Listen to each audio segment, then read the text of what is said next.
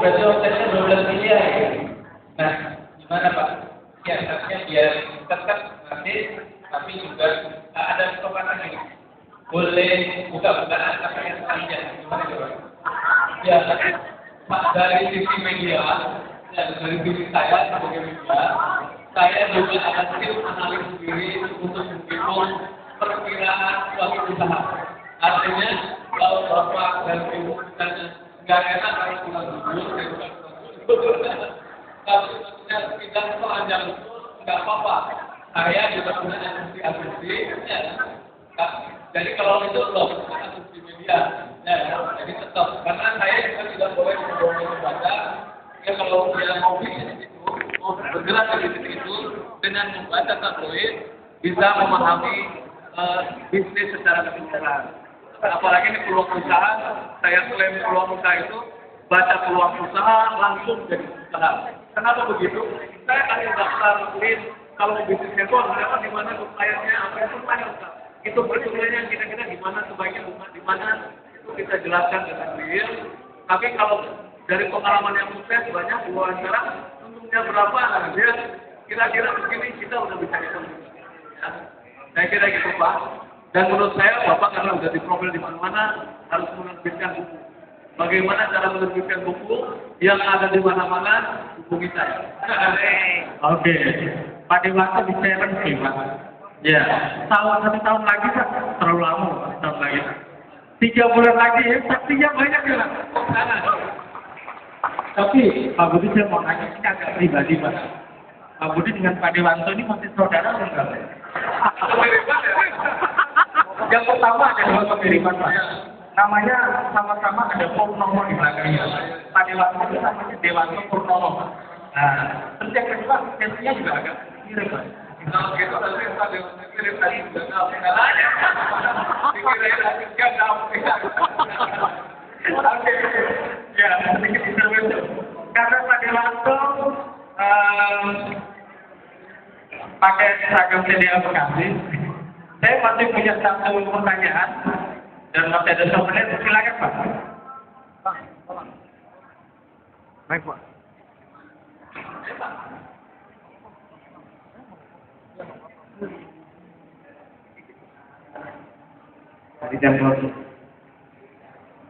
Assalamualaikum warahmatullahi wabarakatuh. Waalaikumsalam. Pak Budi dan Bapak yang hadir di sini. Terima kasih. Saya mengapresiasi apa yang disampaikan Pak. Itu luar biasa. Karena bisnis media itu adalah yang terlalu banyak hiburan yang di Jakarta ya. Dan ketika perusahaan dibangun, tidak ada yang bisa kita sebagai aset. Berbeda kalau kita usaha properti ya Pak, yang masih ada tanah yang bisa dia. Ini kan luar biasa saya kira. Nah, pertanyaan saya kan berbagai bidang pertanian Pak, yang berbisnis di wilayah Warolan dan wilayah pesisir dan nelayan. Itu sejauh mana sih pentingnya media dikembangkan di wilayah itu dan bagaimana bisa merekrut karena media atau wartawan kalau di sana itu kebanyakan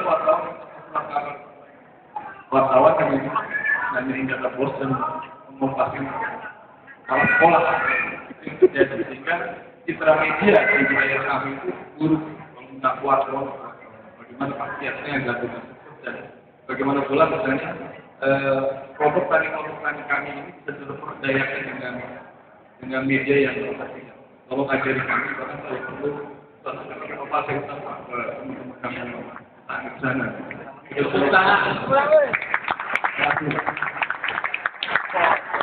Terima kasih Pak, pertanyaan yang bagus sekali. Bagaimana mematchingkan ya antara agribisnis dengan media. Kemudian mungkin juga pertanyaan yang tersirat tadi, bagaimana sih menghadapi media yang tanpa surat kabar, kira-kira gitu Pak ya. Oke. Bagaimana mematchingkan antara bisnis agri atau agribisnis dengan media. Sekarang kan sebenarnya cukup banyak Pak media pertanian ya, ada Sinar Tani kalau nggak salah, kemudian ada Kubus, ada Probos, karena saya juga dari peternakan jadi tahu beberapa, ya kan. Nah, tentu kalau kita pengen dipublikasi misalnya, atau dipublikasi kan ada 2 macam Pak.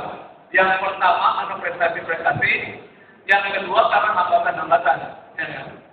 Karena hambatan itu pengen dipublikasi biar hambatan yang kita hadapi itu bisa disolusikan oleh pengambil kebijakan. Kemudian yang berikutnya itu penting juga ya, agar produk kita, aktivitas kita bisa diketahui banyak orang sehingga banyak yang datang atau ada investor yang pengen mengembangkan usaha kita. Nah kuncinya tentu kita harus berteman dengan media, tentu media yang betul Pak. Kalau sama media yang tempat nanti bakal capek, ya kan? Kenapa capek? Pasti nanti orang akan dimintain uang dulu, ya. Atau kalau udah kenal juga, dia masuk angin atau apapun ditelepon. Nah ini pasti merepotkan bagi media usaha yang kita punya kesibukan tersendiri. Ya.